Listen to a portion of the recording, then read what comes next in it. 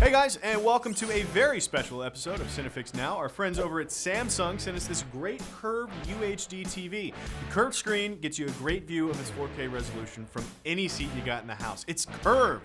Movie screens are curved. It really is a great entertainment experience sitting in front of this thing. If you love TV, you love movies, you have to see it for yourself to believe it. And it really is the next big thing. Netflix has made it official that they're pushing 4K. House of Cards Season 2 is already up in 4K, which is great because I really need to catch up, even though I'm gonna have to stay at the office late because they won't let me take the TV home with me. But they've also got some nature documentaries that look gorgeous in 4K, and Breaking Bad is on its way in 4K too. So as an industry, it's really interesting to see Netflix really get behind 4K. Streaming services like Netflix and Amazon and Hulu Plus, they're gonna be the ones to get this done because cable providers literally can't get us full 4K resolution. They don't have the infrastructure. And the list of people just that I know who are ditching cable and just going with Netflix and Hulu Plus accounts is growing by the day. And if I didn't need to mainline sports every now and then I'd probably do it too. And even still, I'm getting real close to getting rid of Time Warner. In the meantime though, it's been really fun getting to play around with Samsung's UHD curved TV here at CineFix, partly because it looks cool and partly because it's gotten us all talking about the things that we're loving on TV right now. And since there was no Game of Thrones this week, we've been talking about everything else. So hour 5 of last night's 24 Live Another Day was especially compelling, and not because Jack was killing bad guys, of which there was precious little. Jack finally gets his face-to-face with President Heller, but even more importantly, gets a face-to-face with the president's daughter, Audrey. Now, anyone who's followed this series will know these two characters have been through a tremendous amount, and their breathless encounter as Jack sits under guard in what appears to be a storage room is fantastic. All too often, 24 as a series forgets that they have to rehumanize Jack Bauer, that he isn't just an autonomous, freedom-shooting anti-terrorism robot. And what makes Jack such a great character is his commitment to duty above all else. And without that else, he has no stakes. This scene between the two of them does a lot to reinvigorate his character. Other developments in this last episode I hope have gotten us past the annoying "I don't trust you" phase of 24, wherein all the stupid other characters slow down or impede the characters that we know are smart, and hopefully has got us streamlined to some kick-ass action. Veep, the Veep television program on HBO. I love it so much. I mean, first of all, this Iannucci guy who created it is clearly a genius. But they also have Frank Rich, who's a very good writer, New York Magazine now, previously, I believe, of the New York Times. What they've done is they've managed to really capture, I think, the heart of the idiocy of American politics.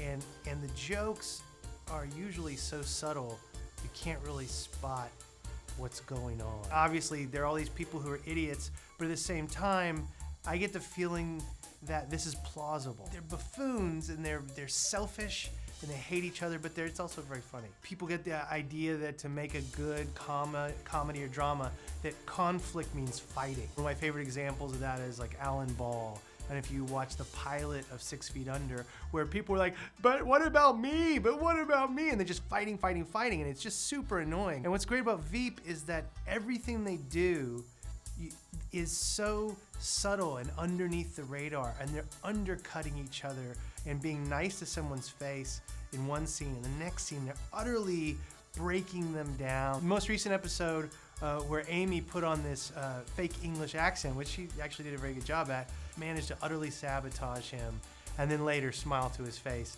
and act sympathetic while he was lying in the hospital bed. My favorite show is still Mad Men right now. I feel like it kind of went off the rails a little bit in the middle seasons, and now we just saw the mid-season finale of season 7. It's buttoning everything up and coming to a close really nicely. I think that we're kind of getting back to where the show started. In the last episode, which was last Sunday, we saw the moon landing, which is kind of a trope that Mad Men has always used in terms of like bringing in what was actually happening at the time. This happened in 1969, and we feel like we were really there with the characters experiencing a world that we weren't necessarily privy to. So definitely catch up. It's the mid-season finale just happened, so you have a little bit of time before the final 6 episodes airs. It's awesome. I mean, we're lucky to have such a great show with incredible production value. It's a really important show that everyone should be caught up on, and if you're not caught up, do it now.